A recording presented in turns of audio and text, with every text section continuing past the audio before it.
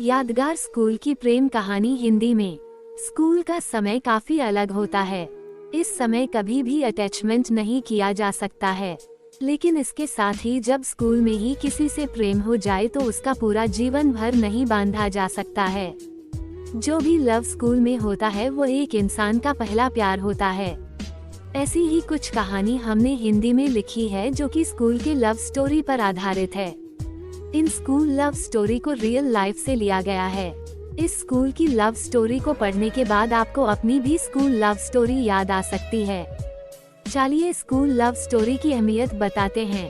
उस समय मैं अपने स्कूल में पाठ था। मुझे पढ़ाई से काफी भ्रम था। वैसे तो मैं पढ़ने में ज्यादा तेज नहीं था, लेकिन मुझे और भी पढ़ना था और पढ़ाई में तेजी करना था। जब मैं नई कक्षा में गया तो मेरी कक्षा में एक लड़की आ गई। वो दिखने में मेरे लिए किसी परी से कम नहीं था। उसे ही देखते हुए मेरा मन तेजी से कँपने लगता है।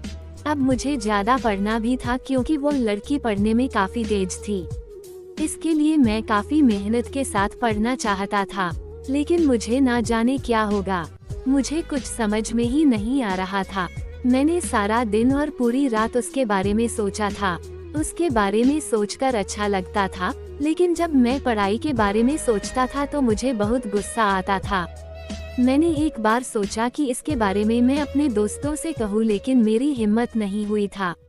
इसी सब के चक्कर में मैं रह गया और मेरा कक्षा की पहली परीक्षा पास हो गया। मेरी तैयारी कुछ भी नहीं हुई थी।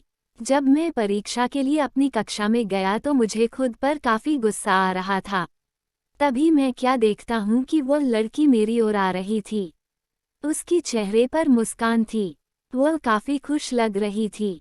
यह देखकर मैं कुछ देर के लिए अपना शरीर हिलाने का अनुभव नहीं कर रहा था। उसकी मुस्कुराहट देखकर मैंने भी मुस्कुराहट दिया। तब तक वह मेरे पास आकर बोली, कैसे हो? तुम तो अपनी कक्षा के शीर्ष पर हो। हर शिक्षक तय करता है। मैं बहुत दिन से कामना चाहती थी, लेकिन मिल पा रही थी। परीक्षा की तैयारी करनी थी। तुम तो परीक्षा के लिए तैयार होगे ही। मैंने धीरे से कहा, हाँ, मैं परीक्षा के लिए तैयार हूँ। इस पर उस लड़की ने कहा, बहुत ही अच्छा। इसके बाद वह अपनी सहेली के पास से चली गई। मैं बस रह गया। अब परीक्षा के लिए प्रश्न पत्र मिला। मुझे उस प्रश्न पत्र में कुछ भी समझ नहीं आ रहा था। बस मैं उस लड़की के बारे में सोच रहा था। इसी तरह की परीक्षा का आधा अधूरा विवरण। उसी समय मुझे एक आवाज सुनाई दी। वह मेरे पीछे से आवाज उठा रहा थी। जब मैंने पीछे देखा तो वही लड़की। अब मैं जमीन पर नहीं बल्कि आकाश की सैर कर रहा था। उन्होंने बड़े ही धीरे धीरे मेरा नाम लेकर कहा, पेपर नहीं देना है क्या? अभी तक कुछ भी नहीं लिखा है। इस पर मैं कुछ बोलने वाला ही था तो फिर से वह लड़की बोली, अगर कागज में कोई सवाल नहीं समझ में नहीं आ रहा है तो मुझ गवार की मदद ले लो। इसके बाद मैंने अपने प्रश्न पत्र को हल करना शुरू कर दिया। मुझे कुछ सवाल नहीं आ रहे थे तो मैंने उस लड़की से पूछा ही दिया। उसने बड़ी ही समझदारी के साथ उस सवालों का हल बताया, जिससे किसी दूसरे को शक भी नहीं हो सकता। इसके बाद मेरी कान में एक और आवाज आई। वह घंटी की थी। यह घंटी परीक्षा के समय का अंत होने पर बज रही थी। हम दोनों ने परीक्षा कॉपी को जमा किया और कक्षा से बाहर आ गए। हम दोनों काफी बात करने लगे। इसके साथ ही इस समय हमें सूचित भी करना था। हम दोनों ने पहली बार अपनी सूची को बांट कर लिया।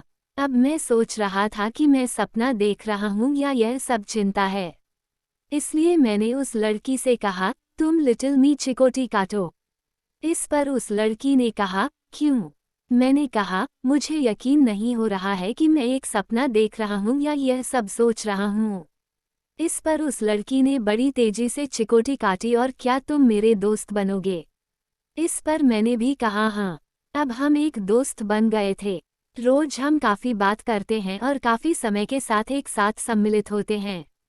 हमारी परीक्षा भी समाप्त हो गई और इस बार सबसे अधिक परीक्षा में अंक मेरा ही था। इसका सब कारण वह लड़की ही थी। तो दोस्तों, इस तरह से मेरी स्कूल की प्रेम कहानी शुरू हुई थी। मैंने जब तक स्कूल में पढ़ा उसके साथ ही रहा और कभी कभी कोई शिक्षक भी हमें बुरा नहीं कहता या यह नहीं कहता कि दोनों साथ नहीं जा रहे हैं। यह इसलिए क्योंकि हम पढ़ने में अच्छे थे और हम दोनों एक ही सीमा पास थे।